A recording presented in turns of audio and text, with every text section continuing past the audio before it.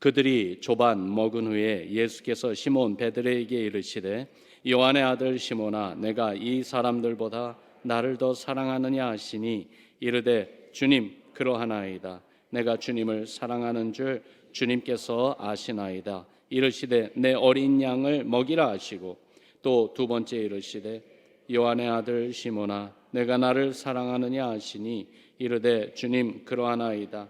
내가 주님을 사랑하는 줄 주님께서 아시나이다. 이르시되 내 양을 치라 하시고 세 번째 이르시되 요한의 아들 시몬아 내가 나를 사랑하느냐 하시니 주께서 세 번째 내가 나를 사랑하느냐 하심으로 베드로가 근심하여 이르되 주님 모든 것을 아시오매 내가 주님을 사랑하는 줄을 주님께서 아시나이다. 예수께서 이르시되 내 양을 먹이라. 내가 진실로 진실로 내게 이르노니 내가 젊어서는 스스로 띠뛰고 원하는 곳으로 다녔거니와 늙어서는 내 팔을 벌리리니 남이 내게 띠띠우고 원하지 아니하는 곳으로 데려가리라.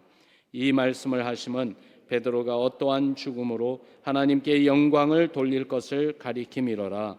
이 말씀을 하시고 베드로에게 이르시되 나를 따르라 하시니. 아멘. 아멘. 우리가 신앙생활을 하면서 말씀을 묵상할 때요, 하나님의 말씀이 다 귀하죠. 근데 본인에게 특별하게 하나님의 세밀한 음성을 들려주셨던 그러한 소중한 말씀들이 있으시죠. 오늘 여러분과 나누는 본문의 말씀이 저에게 그러한 아주 소중한 말씀입니다. 제가 예수님을 만나고 또 하나님을 섬기기 위해서 목회자의 길을 가면서 저에게 있어서 제 삶의 터닝 포인트가 되는 그런 세밀한 주의 음성을 듣게 된 말씀이 오늘 요한복음 21장에 우리가 함께 나눈 그 말씀입니다. 본문을 통해서 주님께서 저에게 이렇게 말씀하시면서 다가오셨어요. 영훈아, 너 나와 깊은 사랑에 빠지는 그것만으로 만족할 수 없겠니? 물으시며 저에게 다가오셨어요. 주님께서 저에게 그렇게 다가오신 것은 이유가 있습니다. 좀 부끄러운 간증이지만요, 제가 목회자로 부름을 받을 때 사실 저는 그렇게 뿌리 깊은 기독교 가정에서 자라지 않았어요. 예수님 믿고 대학교에서 예수님 만나고 그리고 대학을 졸업할 때 되어서 목회자로 부름을 받고 목회지로 신학교로 가고 목회지로 나갔으니까 굉장히 짧은 시간에 어떻게 보면 다 준비되지 않았는데 주님의 은혜로 목회지로 나가게 된 것이죠. 그래서 목회지로 나가면서 제가 제 부름에 대한 바른 이해가 없었던 것 같아요. 그래서 제가 기대했던 목회와 막상 제가 이민 목회지에 나가 보니까 너무 다른 거예요. 너무 힘들었어요.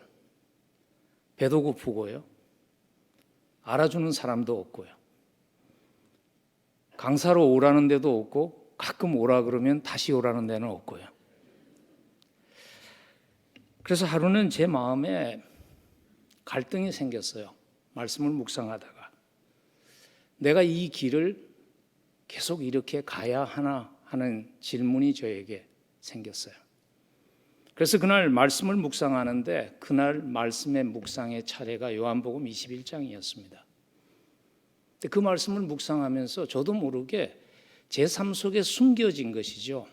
우리가 이렇게 자기 포장을 잘 하잖아요. 적어도 저는 그래요. 그게 제가 세상에서 배운 기술이에요. 그래서 하나님을 사랑하는 척, 거룩한 척 포장을 하고 잘 살았는데 내 마음속에 숨겨진 그 무엇을 제 자신이 알지 못했어요. 근데 그날 그게 제 마음속 깊이 있던 찌꺼기죠. 그 찌꺼기가 확 올라온 거예요. 그래서 제 입술에서 나도 모르게 튀어나온 말이 뭐냐면, 주님 고작 이것밖에 안 됩니까? 이거 하라고 주님 날 불렀습니까? 주님 그러면 저 다시 돌아가렵니다. 신앙을 저버린다는 것이 아니라 주님 내가 공부한 그것으로 돌아가서 그냥 일반 성도로 제가 주님 섬기겠습니다 하는 그 말이 저도 모르게 튀어나온 거예요. 사실 제가 주님을 위해서 그렇게 크게 희생한 것 없어요. 주님이 저를 위해서 희생한 것에 비교하면 저는 아무것도 희생한 것 없어요. 근데 인간이, 제가 그때 제 자신이 참 간사하다는 것을 깨달았어요. 주님이 나를 부르실 때 제가 너무 감사하면서 사실 목회자로 나갔거든요. 근데 나 마음속에는 내가 무언가 주님을 위해서 큰 것을 희생했다는 그게 숨어져 있었던 거예요.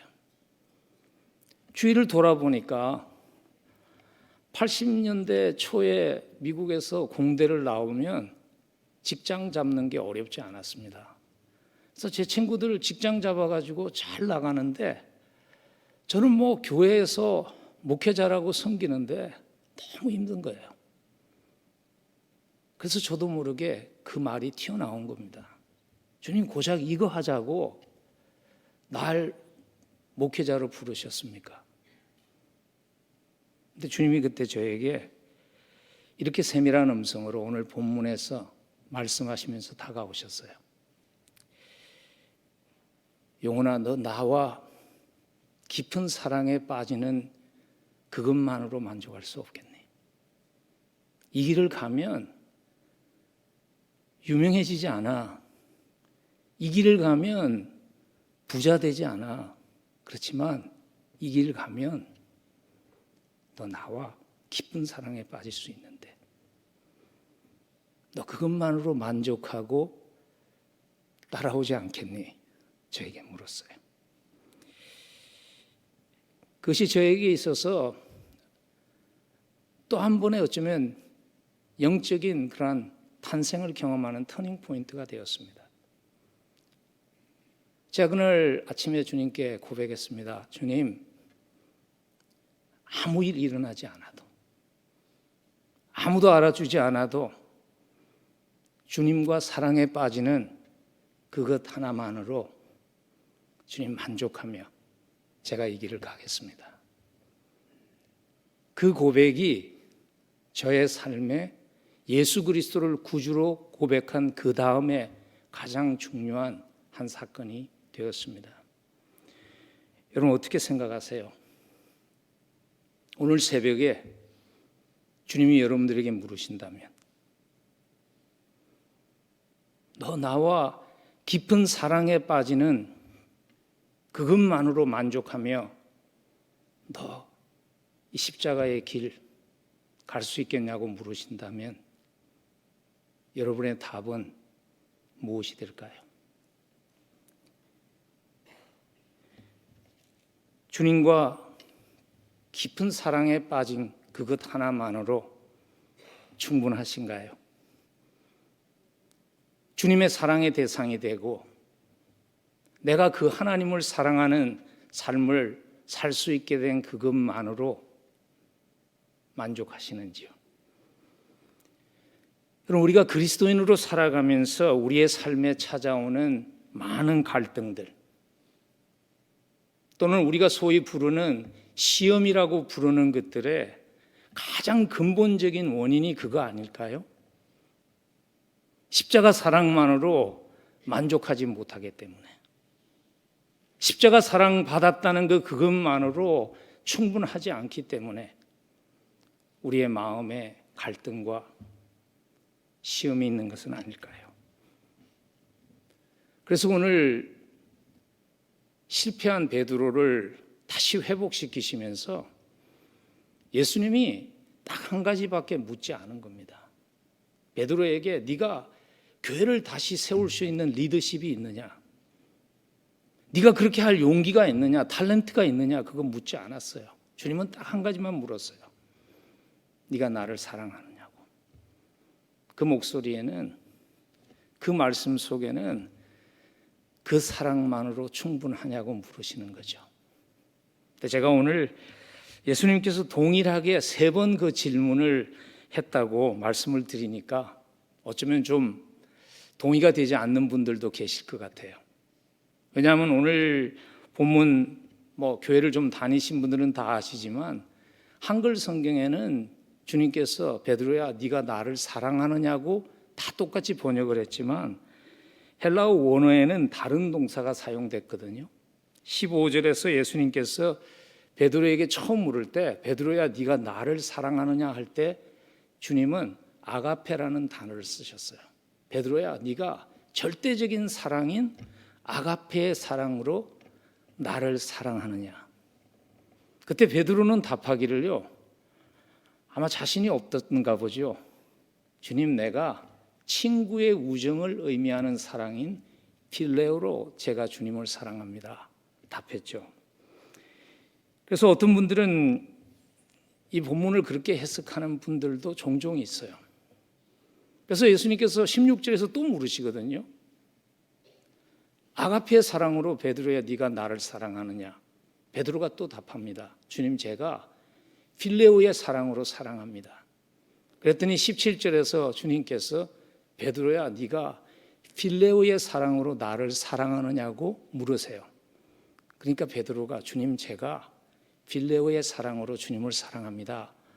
그래서 어떤 분들은 해석을 하시기를 베드로가 도무지 주님의 그 눈높이에 맞출 수 없으니까 주님이 베드로의 눈높이에 맞춰서 그렇게 17절에서 말씀하셨다 해석을 하는 분들 아마 그런 설교도 들으신 적이 있을 텐데요.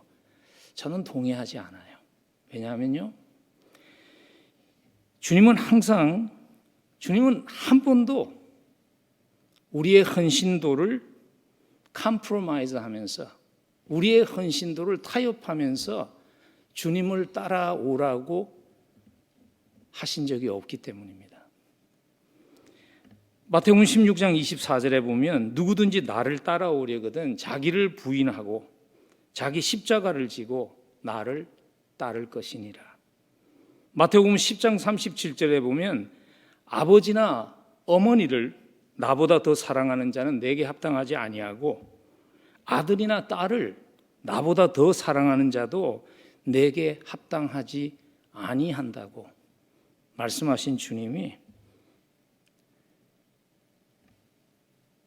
주님을 따라가는 우리의 그 모습을 수준을 낮춰서 그거 안 되면 이렇게라도 따라와 이렇게 말씀하시지 않기 때문입니다.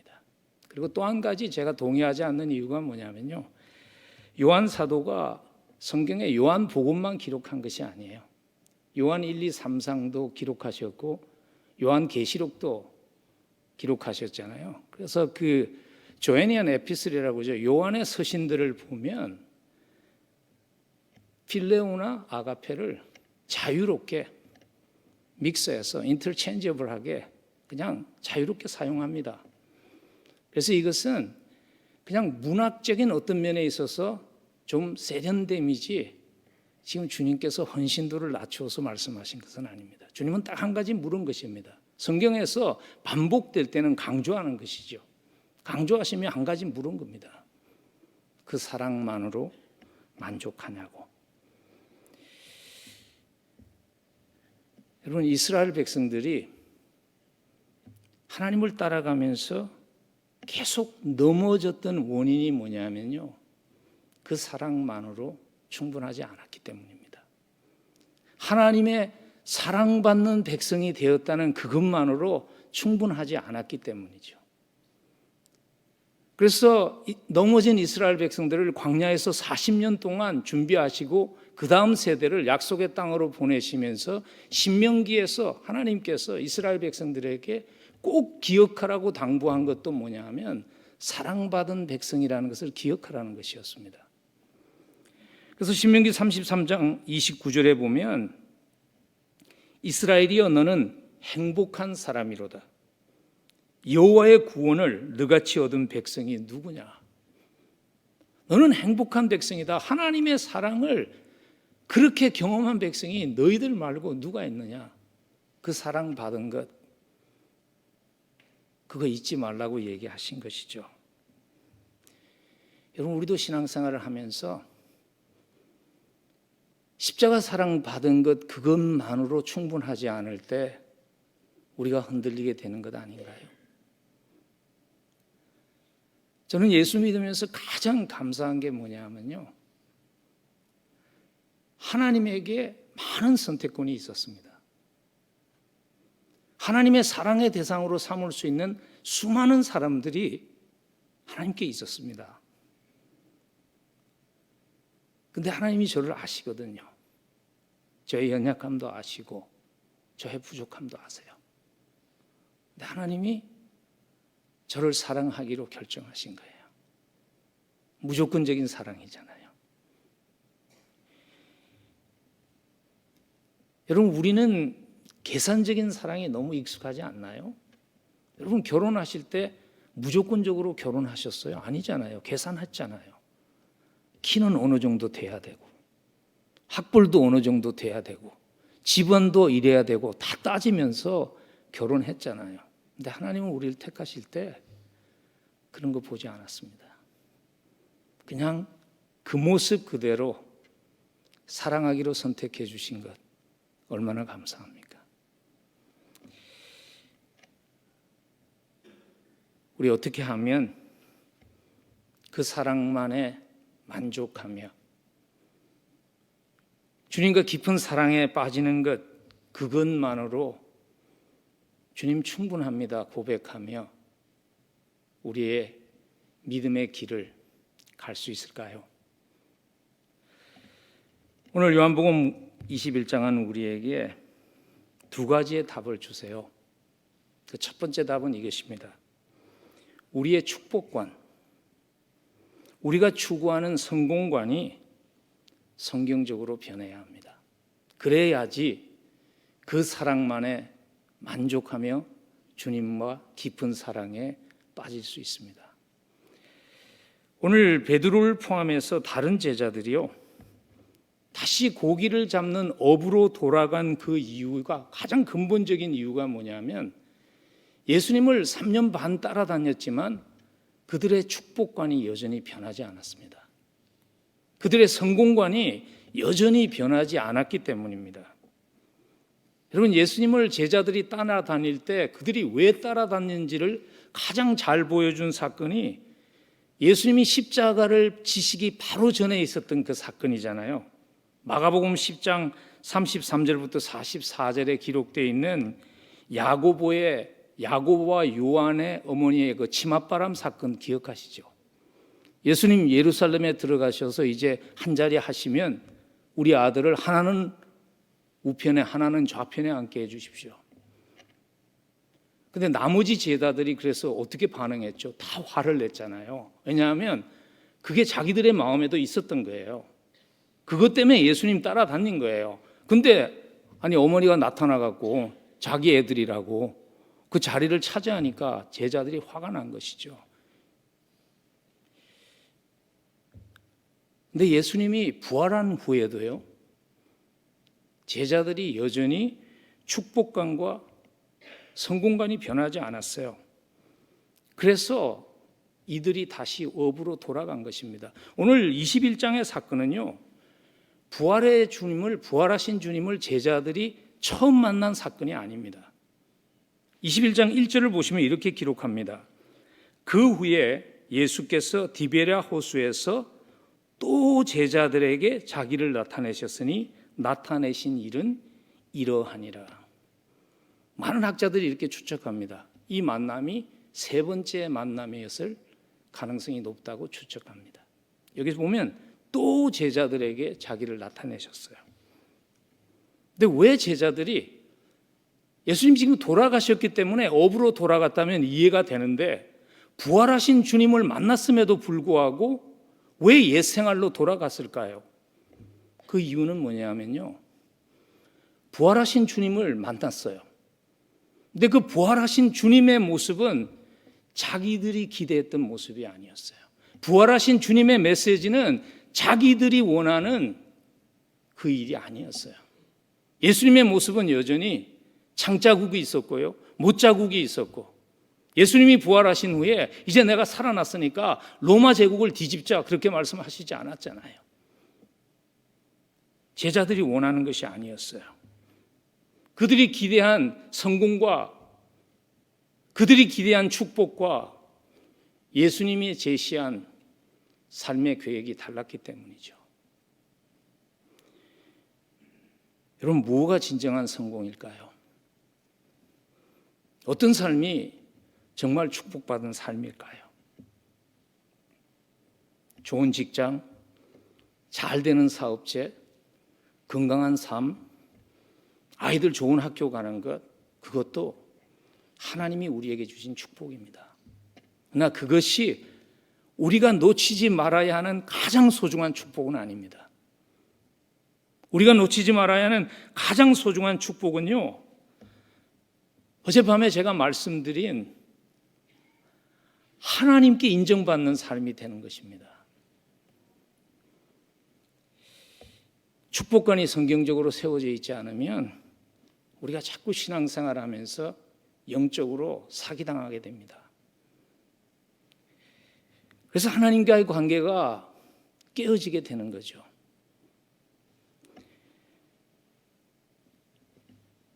신앙생활을 하고 있으면서도 혹시 하나님을 향한 섭섭한 마음을 가지고,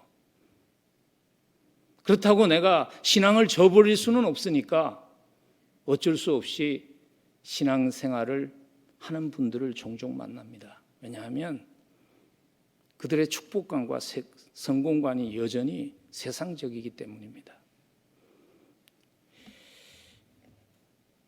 우리가 놓치지 말아야 할 가장 큰 축복은요, 어저께 시편 1편에서 우리가 보았습니다. 복 있는 사람은 여호와께서 인정하시나. 가장 복된 인생은 하나님이 가치 있는 인생이었다고, 내가 네가 너무 자랑스럽다고 말씀해 주시는 그러한 인생 아닐까요? 여러분, 세상에서 아무리 많은 것을 이루어도요, 하나님의 인정이 없으면 그것은 우리가 찾는 의미, 우리가 찾는 만족 가져다 주지 못합니다. 제가 이 설교를 할 때마다 꼭 이런 생각이 들 때가 있어요. 내가 이 가난하고 이름 없는 목사가 아니라 굉장히 유명한 사람이었으면 이런 말을 좀 할 때 힘이 있을 텐데 하는 생각이 들어요. 제 친구 중에 연봉 24 밀리언 달러를 받는 친구가 있어요. 미국 금융회사 CEO인데 제가 한번 계산을 해봤거든요. 그 친구가 한 달을 받는 월급이 제가 목회 평생 해도 그거 벌지 못해요. 2 밀리언 달러. 근데 그게 인생을 만족스럽게 하지 못해요. 여러분 아시는 분입니다. CNN을 세웠고 터널 브로드캐스팅을 세운 그 테드 터널, 빌리언웨어잖아요. 막 빌리언 달러를 유엔에다가 기부할 정도로 테드 터널가 빌리언웨어잖아요. 근데 한 번은 테드 터너에게요, 기자가 이런 질문을 했습니다. 당신의 인생을 좀 한마디로 함축해서 표현한다면 당신은 당신의 인생을 어떻게 표현하겠습니까? 물었습니다. 테드 터너가 이렇게 솔직하게 답했습니다. My life is just like second class movie. I do not want to watch again. 내 인생은 영화를 보다가 중간에 나갈 정도는 아니지만 다시 보고 싶지 않은 삼류 영화와 같은 영화입니다 하는 고백을 했습니다. 테드 터너가 그런 고백을 한 이유가 있죠. 왜냐하면 테드 터너가 원래 한때는 주님과 깊은 사랑에 빠져서 선교사가 되려고 했던 사람이었어요. 근데 그 누이가 암에 걸렸는데 하나님께 너무 간절하게 테드 터너가 기도했습니다. 하나님, my sister 살려달라고. 근데 하나님이 살려주지 않았어요. 우린 그 이유를 몰라요. 그러고 나서 테드 터너가 결정했습니다. 그런 하나님은 필요하지 않다고. 내가 차라리 내 인생의 하나님이 되겠다고 테드 터너가 결정했습니다. 근데 그의 인생을 마치면서 그는 그렇게밖에 고백할 수 없었던 것이죠. 그렇게 많은 것을 이루었는데 내 인생은 다시 보고 싶지 않은 like second class movie. 삼류 영화와 같은 인생이라고. 여러분, 성도가 놓치지 말아야 할 가장 큰 축복은요, 하나님께 인정받는 것입니다. 성도가 하나님 앞에 설 때 받을 수 있는 가장 큰 칭찬이 저는 이것이라고 생각합니다. 히브리서 10장 16절에 기록되어 있는데 우리 한번 한 목소리를 함께 읽으면 어떨까요? 10장 16절 함께 읽습니다. 그들이 이제는 더 나은 본향을 사모하니 곧 하늘에 있는 것이라. 이러므로 하나님이 그들의 하나님이라 일컬음 받으심을 부끄러워하지 아니하시고 그들을 위하여 한 성을 예비하셨느니라. 하나님이 그들의 하나님이라고 불리우는 것을 부끄러워하지 않았어요. 하나님 앞에 섰을 때 하나님이 나는 네가 그렇게 살아준 것 쉽지 않았지만 십자가 사랑에만 만족하고 그렇게 살아준 것 I am so proud of you. 난 너무나 자랑스럽다. 너의 하나님이 된 것이 나는 너무 자랑스럽다고 하나님이 말씀하신다면 그것보다 더 큰 칭찬이 있을 수 없지 않을까요? 여러분, 우리의 축복관이 성경적인 축복관으로 변하는 은혜가 있기를 간절히 축복합니다. 하나님께 인정받으면 하나님을 미소 짓게 하는 인생이 된 그것이 성공적인 인생이고 그것이 축복받은 인생이라는 확신을 가지고 살아가는 우리 모두가 될 수 있기를 간절히 축복합니다. 하나님께 인정받는 인생이 되는 것, 축복받은 인생이라는 것을 확신하고 주님과 깊은 사랑에 빠져서 살아가려면요, 십자가 사랑만으로 만족하고 살아가려면 두 번째로 꼭 필요한 것이 이것입니다. 우리의 참 신분을 인식하고 살아야 합니다. 깊은 사랑에 빠진 사람이 잊지 말아야 하는 것이 신분입니다. 오늘 본문에서 말이죠, 예수님께서 지금 제자들을 돌이키기 위해서 다시 만나시면서 예수님이 하실 수 있는 기적이 여러 가지 초이스가 있었을 것입니다. 예수님께서 다시 한번 물 위를 걸어가실 수도 있었고요. 예수님께서 다시 한번 오병이어 같은 그러한 기적을 일으키실 수도 있었잖아요. 그런데 오늘 예수님께서 왜 구체요 많은 물고기를 잡게 하는 그 일을 제자들로 하여금 다시 하게 하셨을까요? 그 이유는요, 신분을 지금 망각하고 있는 베드로와 제자들로 하여금 참 신분을 깨닫게 하기 위한 의도입니다. 베드로를 처음에 부를 때 누가복음 5장에서의 사건 아마 여러분들이 다 기억하시잖아요. 밤새도록 그물을 던졌는데 한 마리도 고기를 잡지 못했어요. 근데 예수님께서 그물 오른쪽에 던지라고, 그것도 고기도 안 잡히는 시간에, 근데 그물이 터질 만큼 고기가 잡혔죠. 근데 오늘 똑같은 기적을 예수님께서 지금 다시 한번 리핏하시는 것입니다. 재현하시는 것입니다. 그물을 오른편에 던지라 그리하면 얻으리라 하신대 6절과 7절에 보니까 이에 던졌더니 고기가 많아 그물을 들 수 없더라. 예수의 사랑하는 그 제자가 베드로에게 이르되 주시라 하니 시몬 베드로가 벗고 있다가 주라 하는 말을 듣고 그 옷을 들은 후에 바다로 뛰어내리더라. 예수님을 처음 만나서 예수님께서 내가 너희를 사람을 낚는 어부가 되게 하리라는 새 신분을 주셨던 것을 다시 기억해 하기 위해서 똑같은 기적을 예수님께서 리핏하신 것이죠. 재현하신 것이죠. 왜냐하면 신분을 기억해야지 그 사랑만에 만족하며 그 길 갈 수 있기 때문입니다. 여러분, 우리가 잊지 말아야 할 신분이 무엇일까요? 하나님의 자녀인 신분은 말할 것도 없고요. 하나님이 자녀이면서 우리에게 주신 신분이 있습니다. 그게 우리가 그리스도의 신부라는 것입니다. 신부라는 신분. 그래서 우리는 예수님과 깊은 사랑에 빠져서 그 사랑만에 만족할 수 있어야 합니다. 우리는 신부이기 때문에. 여러분, 신부는요, 다른 것에 마음 주면 안 됩니다. 신부는 다른 사람에게 마음 주면 안 됩니다. 예전에 저희 교회에 오셔서 가정 세미나를 하셨던 박승 장로님이라는 분이 계세요. 여러분들의 교회도 오셨는지 모르겠어요. 근데 그 장로님이 한번 이런 얘기를 하더라고요. 자기가 자기 와이프와 자기 아내와 결혼하기로 결정했을 때 세상에 수백만의 여자를 포기했다고 그러시더라고요. 네. 여러분, 신부는 한 사람만을 사랑하는 거예요. 우리가 그리스도의 신부입니다. 신랑 대신 주님만 사랑하고 사는 것입니다. 주님만 사랑하며 산다는 의미는요, 주님이 우리의 모든 관심의 대상이 되는 것입니다.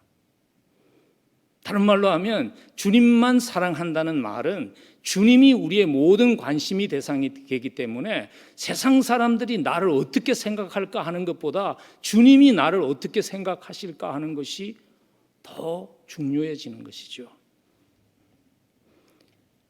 주님이 미소 짓는다면 그것만으로 충분해지는 것이죠.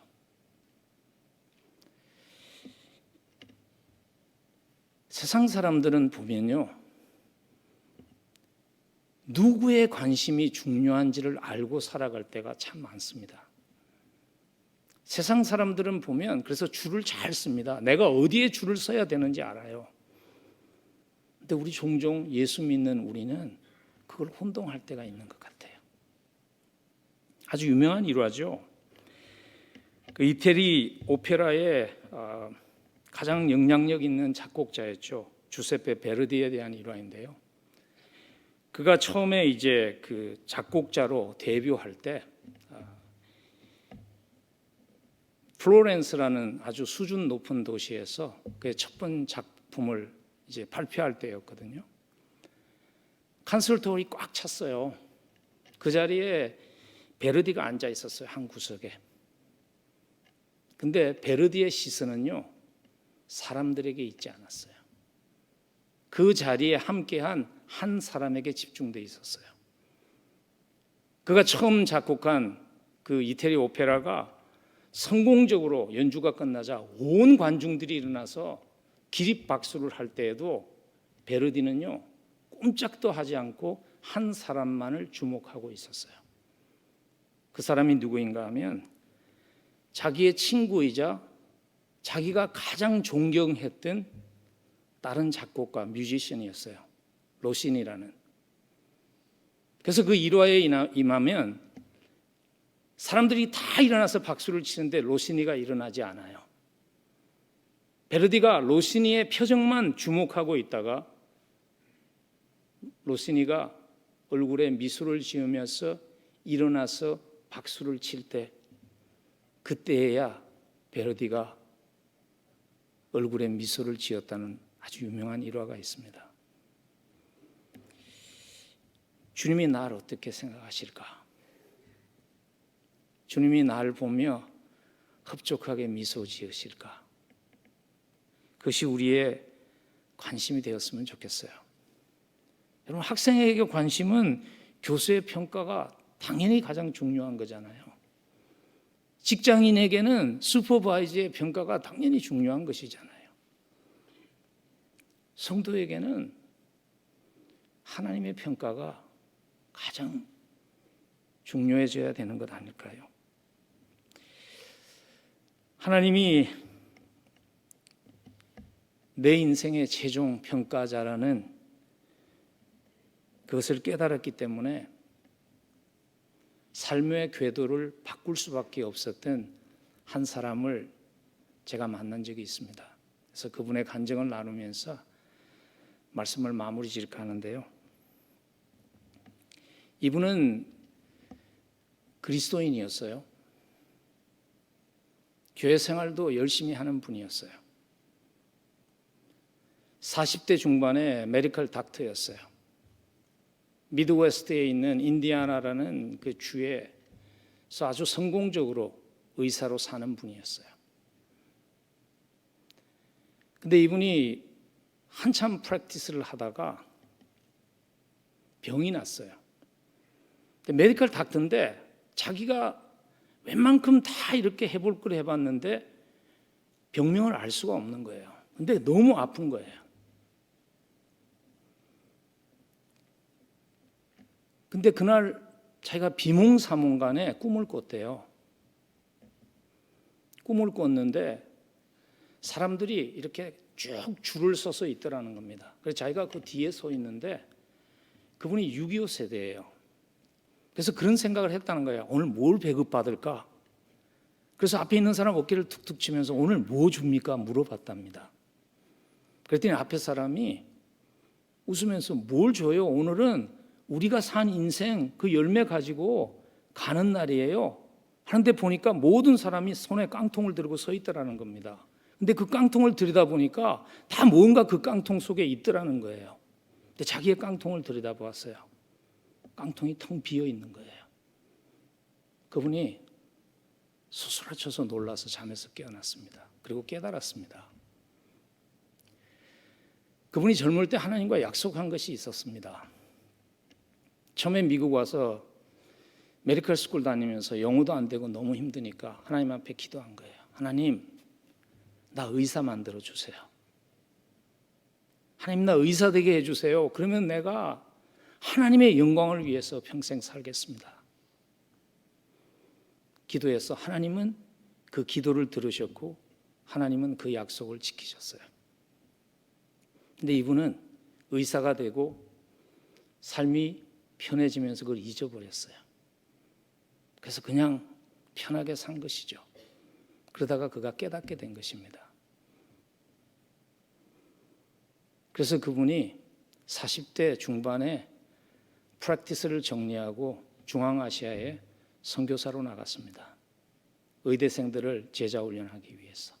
저희 교회에 오셔서 간증하셨어요. 오해하지 마세요. 여러분, 주님을 사랑하기 때문에 지금 여러분들이 하는 직업을 다 관두고 선교사로 가라는 거 아니에요. 그렇게 가면 안 돼요. 다 목회자 되라는 거 아니에요. 부름이 다 달라요. 근데 중요한 것은 얼마만큼 하나님을 우리가 인식하며 사는가 하는 것이죠. 받은 사랑 너무나 많은데 혹시 그 사랑만으로 정말 하나님 감사합니다 하는 그 마음이 우리의 마음속에 희미해지지 않았는지, 그 사랑만으로 만족하지 못하기 때문에 하나님 나에게 너무나 많은 것을 주셨지만 내가 받지 못한 것 때문에 하나님께 섭섭한 마음을 가지고 혹시 살아가고 있지는 않는지, 그리스도의 신부인데 계속 세상을 곁눈질하며 힐끗힐끗 부러워하며 살고 있는 것은 아닌지, 우리의 신분을, 영광스러운 신분이잖아요.